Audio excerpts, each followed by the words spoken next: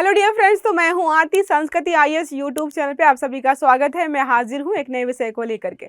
आज का हमारा टॉपिक बहुत इंटरेस्टिंग है, बहुत इंपॉर्टेंट भी होने वाला है, ज्योग्राफी से थोड़ा सा संबंधित है। जो ब्रह्मांड वगैरह, एस्टेरॉइड्स वगैरह के बारे में आप पढ़ते हो उसी से संबंधित है। एक न्यूज़ निकल करके सामने आ रही कि मतलब फुटबॉल ग्राउंड के बराबर इतना बड़ा एस्टेरॉइड है और जो है भारत से या विश्व से टकरा सकता है, जो कि बहुत बड़ा विनाशकारी एक तरीके से होने वाला है। तो यहाँ पर समझेंगे कि आखिरकार ये एस्टेरॉइड अचानक से उत्पन्न हो गया है या काफ़ी समय से जो है वैज्ञानिकों की इस पर नज़र थी। और एस्टेरॉइड्स जो है आखिरकार क्या होते हैं, क्या सारे एस्टेरॉइड्स ऐसे होते हैं जो कि अगर पृथ्वी से या पृथ्वी में कहीं पर भी टकराएं तो जो है विनाश बहुत बड़ी मात्रा में होता है। तो ये सारे पहलुओं को हम समझने वाले हैं, किन वैज्ञानिकों ने क्या बोला है वो सब देखेंगे। तो भारत से टकरा सकता है यह प्रलयकारी एस्टेरॉइड, तो यहाँ पर सारे देखेंगे। अबू धाबी स्थित इंटरनेशनल एस्ट्रोनॉमी सेंटर की एक रिपोर्ट में चेतावनी दी गई है कि फुटबॉल पिच के आकार का एक जो है बहुत बड़ा एस्टेरॉइड है जिसका नाम रखा गया है 2024 YR4। 2024 ईयर 4 ऐसे याद रख सकते हो आराम से। तो 2024 YR4 जो है रखा गया है। धरती की तरफ बढ़ते हुए जो है यहाँ पर सबसे ज़्यादा खतरे वाली कैटेगरी में रखा गया है इसको। जो कैटेगरीज होती है ना, स्टेरॉइड्स की अलग अलग कैटेगरी होती है, कम खतरा जो है, ज़्यादा खतरा, फिर ज़्यादा खतरा, 5-6 सारी कैटेगरी हम देखेंगे बाद में। अब बात करें यहाँ पर इसके बारे में कि खतरा क्या है, तो आकार और रफ्तार। इसका आकार जो है फुटबॉल ग्राउंड के बराबर है और देखो यहाँ पर है 40 मीटर लंबा और 100 मीटर चौड़ा है। इसके पहले जो है 1908 में सोवियत संघ के साइबेरिया क्षेत्र में जो है एक एस्टेरॉइड गिरा था। बहुत बड़ा या बहुत ज़्यादा नुकसान हुआ था, लेकिन हमें पता है साइबेरिया वाले इलाके में बहुत कम जनसंख्या रहती है जिसकी वजह से थोड़ा जान माल की हानि कम हुई थी। लेकिन अगर भारत, चीन या ऐसे देशों में गिरता है जहाँ पर आबादी आपको पता कितनी सारी है, तो कितने सारे लोग मरेंगे या जो है पेड़ पौधे वनस्पति खत्म हो जाएंगे। टकराने की संभावना तो वैज्ञानिकों के अनुसार जो है 99% संभावना नहीं है, लेकिन फिर भी 1% जो चांस है अगर ऐसे कोई दुर्घटना होती है तो बहुत बड़ी मात्रा में यहाँ पर जो है एक तरीके से विनाश होने की संभावना हमें बताई जा रही है। टकराने का क्षेत्र कि कौन कौन से क्षेत्रों में ये टकरा सकता है। अब ऐसा तो है नहीं कि पूरी पृथ्वी पर गिर जाएगा। अब पृथ्वी बहुत बड़ी है, घूम रही है, किसी एक क्षेत्र पर तो गिरेगा, लेकिन उन्होंने जो है कुछ रेड स्पॉट्स बना दिए हैं कि इन क्षेत्रों में संभावना है। देखिए लिखा है यहाँ पर, पश्चिमी मध्य अमेरिका पे गिर सकता है, उत्तरी दक्षिणी अमेरिका पर भी गिर सकता है, मध्य अटलांटिक महासागर में गिरेगा, यहाँ गिरेगा तो ज़्यादा नुकसान नहीं है, अफ्रीका के कुछ हिस्सों और भारत तक में भी गिर सकता है। तो भारत का भी नाम शामिल किया गया है। ज़्यादातर देखो साउथ में ही है सारे। अब टाइमलाइन की बात करें कि कब से कब ये गुजरेगा या कब टकराएगा, 2032 में टकराएगा। अब कुछ लोग बोलेंगे हम अभी से टेंशन क्यों लें कि 2032 में टकराएगा। कुछ लोग, आप लोग पढ़ रहे हो ना कि पढ़ रहे हैं 10 साल में जो है ये करेंगे, 5 साल में ये करेंगे, जॉब करेंगे, गाड़ी लेंगे, बंगला लेंगे।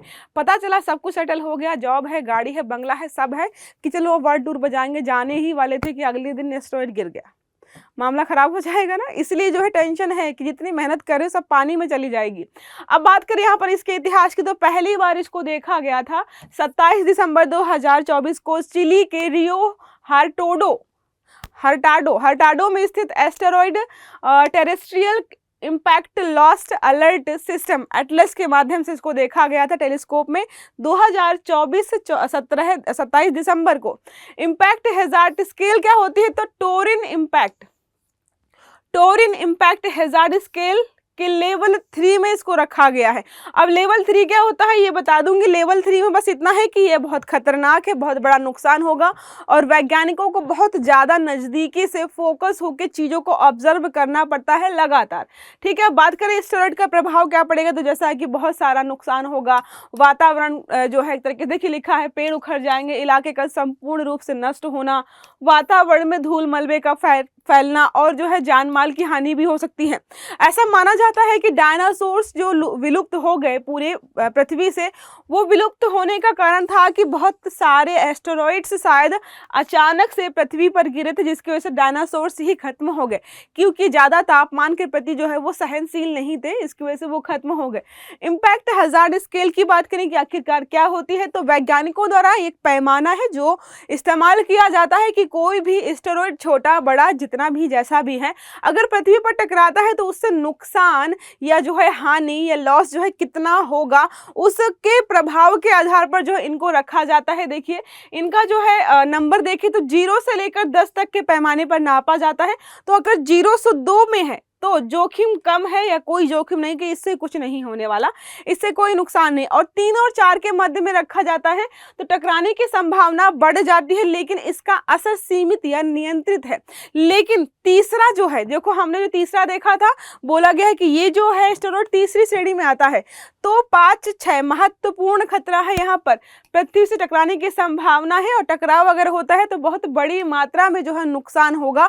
और ये एस्टेरॉयड जो है तीसरी कैटेगरी का है। इसके अलावा होता है उच्च खतरा, अत्यधिक खतरनाक। इनमें तो मतलब पृथ्वी समाप्त हो सकती है अंत वाले में, अगर टकराया तो पूरी मानव जाति का जो है यहाँ पर विनाश हो सकता है और नुकसान बहुत बड़ी मात्रा में होगा, आपको ये याद रखना है, ठीक है। और ये वाला था थर्ड वाले से।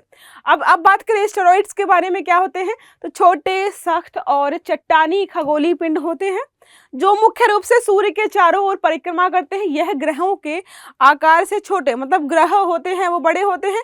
एस्टेरॉइड जो होते हैं बहुत छोटे छोटे टुकड़ों के आकार के होते हैं, लेकिन कुछ बहुत बड़े भी होते हैं। जैसे एक जो है एक एस्टेरॉइड है वो थोड़ा सा प्लूटो से थोड़ा सा छोटा है।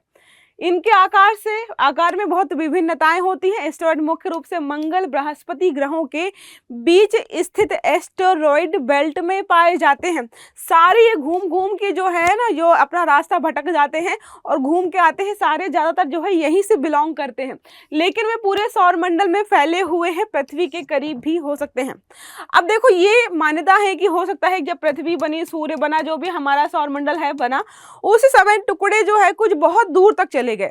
अब हजारों सालों से जो है वो घूम कर आ रहे हैं, तो जो हम देखते रहते हैं ना कि एक जो है एस्टेरॉइड गुजरा, तो हो सकता है कि वो 10,000 साल पहले गया हो, अब वापस आया है, फिर जो है 10-20 हजार साल बाद आएगा। तो ये घूम रहे हैं, कुछ पास में हमें दिखाई देते हैं, जो नहीं दिखाई देते हैं वो हजारों सालों बाद जो है हमें यहाँ पे दिखाई देते हैं। अब बात करें एस्टेरॉइड्स के बहुत सारे प्रकार हैं। पहला है संगठित एस्टेरॉइड। इनकी सतह बनी होती है कार्बन और सिलिकॉन से। पथरीले एस्टेरॉइड जो होते हैं ये जो है सूर्य के सबसे निकट होते हैं, सिलिकॉन और लोहे से बने होते हैं। धात्विक, तो धातु का इस्तेमाल होता है, लोहा और निकल से बने होते हैं। ये सारे एस्टेरॉइड्स हो गए। अब यहाँ पे बात करें कि आकार, तो एस्टेरॉइड का आकार बहुत भिन्न होता है, कुछ बेहद छोटे होते हैं, कुछ बहुत बड़े आकार के हो सकते हैं। अगर बात करें अभी तक का सबसे बड़ा एस्टेरॉइड है एस्टेरॉइड जो अगर बात करें तो प्लूटो से छोटा है, ठीक है, और कक्षा में एक बौने ग्रह के रूप में काम करता है। अब जो है हमने प्लूटो को जो है बौने ग्रह के रूप में मान्यता दे रखी है, तो यहाँ पर लिखा है औसतन लंबाई कुछ मीटर से लेकिन सैकड़ों किलोमीटर तक हो सकती है। छोटे बड़े हर प्रकार के होते हैं। प्लूटो को जो है, प्लूटो से मुझे एक याद आया कि एक मतलब बहुत मोटिवेशनल चीज़ थी, उसमें बोला जा रहा था कि प्लूटो को जो है पहले ग्रह की श्रेणी में डाला गया, प्लूटो को फिर जो है क्षुद्र ग्रह की श्रेणी में डाला गया, तो इससे प्लूटो को कोई फर्क नहीं पड़ता है। तो इसलिए जो है आपको कोई भी कुछ बोलता रहे, आपको भी फर्क नहीं पड़ना चाहिए, बस जो है पढ़ाई पर ध्यान देना है। तो ये आर्टिकल हमारा यहीं पर खत्म नहीं हो रहा है, जो चीज कुछ चीज़ें रह गई हैं। एस्टेरॉइड का खतरा मैंने बताया है कि अगर ये जो है गिरता है तो भूकंप, सुनामी, जलवायु परिवर्तन, बहुत सारी घटनाएं होंगी और बहुत सारा नुकसान यहाँ पर जो है इनके माध्यम से हो सकता है। और अभी तक की सबसे बड़ी दुर्घटना जो भी हम कहें तो डायनासोर्स के विलुप्त होने का जो मुख्य कारण था वो ये था कि शायद एस्टेरॉइड्स बहुत ज़्यादा संख्या में, बड़ी संख्या में यहाँ पर गिरे थे। आई होप ये आर्टिकल आपको समझ में आया होगा। तो क्लास अच्छी लगी तो लाइक करेगा, चैनल को सब्सक्राइब करेगा, बेल आइकन दबाना मत भूलिएगा ताकि हमारे सारे आर्टिकल्स आपको समय पर मिलते रहें। अच्छे से पढ़िएगा। Have a good day. Thank you.